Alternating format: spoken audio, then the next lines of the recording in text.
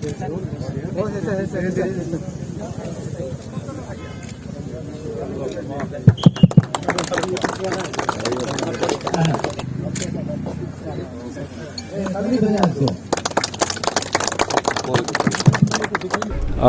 यहाँ पे 3 कार्यक्रम का यहाँ पे अभी शुरुआत हो गया इनफैक्ट। एक तो अपना दोनीपोलो एयरपोर्ट यहाँ उसका रास्ता जो है 4 लेनिंग रास्ता मेन हाईवे से लेके एयरपोर्ट का उसका उद्घाटन हम लोग ने कर दिया।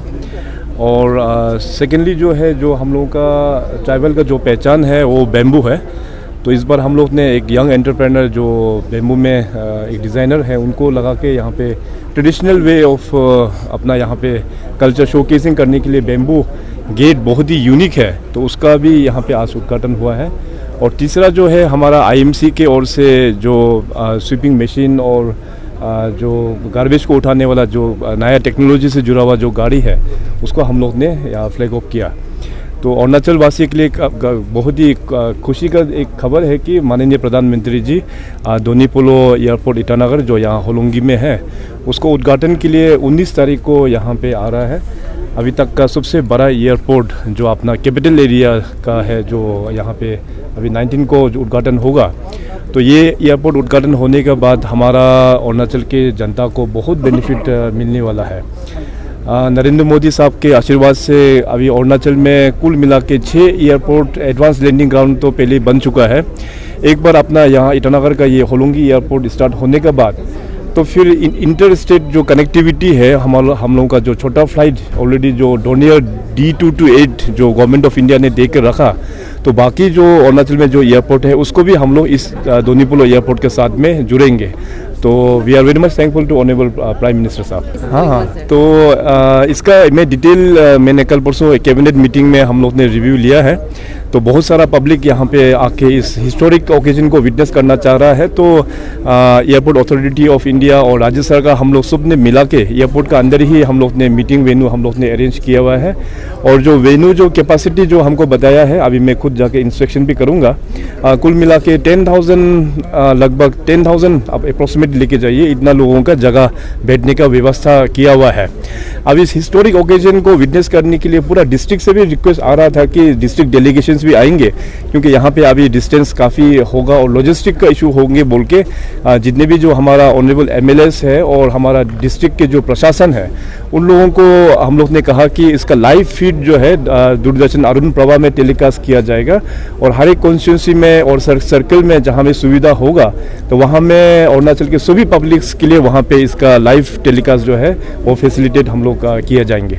देखिए, इसमें अभी 2 पार्ट में आपका जवाब हम देंगे। एक तो हो गया नो डाउट, पहले आपने जैसे कहा अराउंड 15 ईयर्स बैक भी इसका एक फाउंडेशन करसिंगसा एरिया में इसका हुआ था बोल के बताया था, मगर अनफॉर्चुनेटली इसका बाद में कुछ एक्टिविटी नहीं हुआ।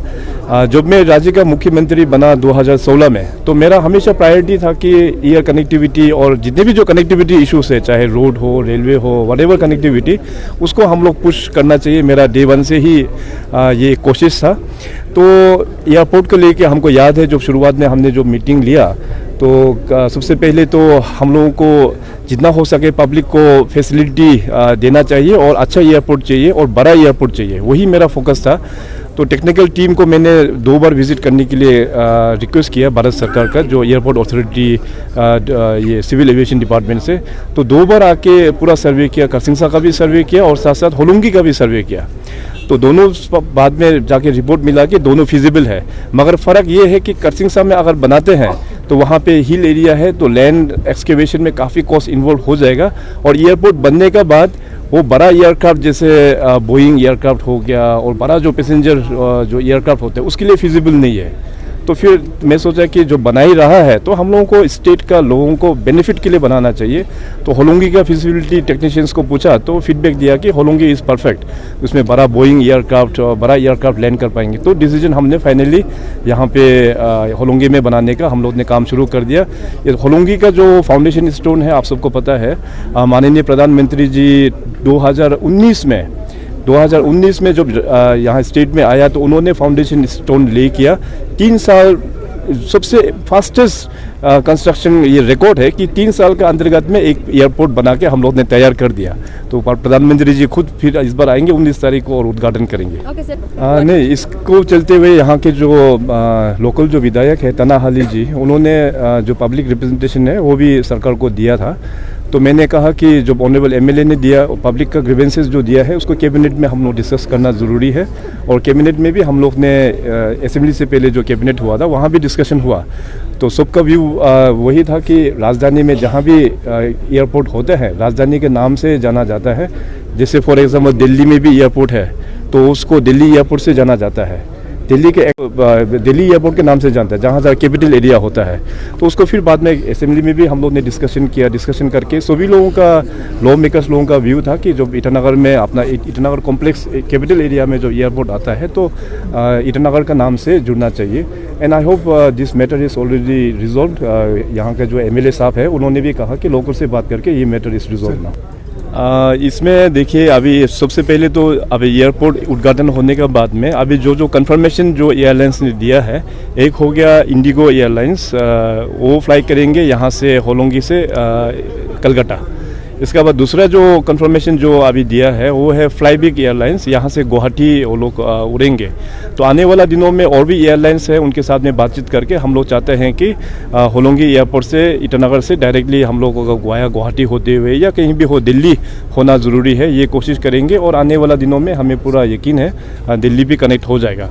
और जहाँ तक ये 4 लेन का जो ईटानगर नाहरलगुन से जो 4 लेन आता है, इस बार का बारिश से काफ़ी डैमेज हो चुका है। मैंने ऑलरेडी हाईवे डिवीज़न को बोल दिया कि जहाँ जहाँ अभी रोड लैंडस्लाइड्स के कारण से जहाँ पे छोटा हो गया है उसको जल्द से जल्द ठीक करना है। टेंडर भी ऑलरेडी हो चुका है, अभी काम बहुत जल्दी स्टार्ट हो जाएंगे।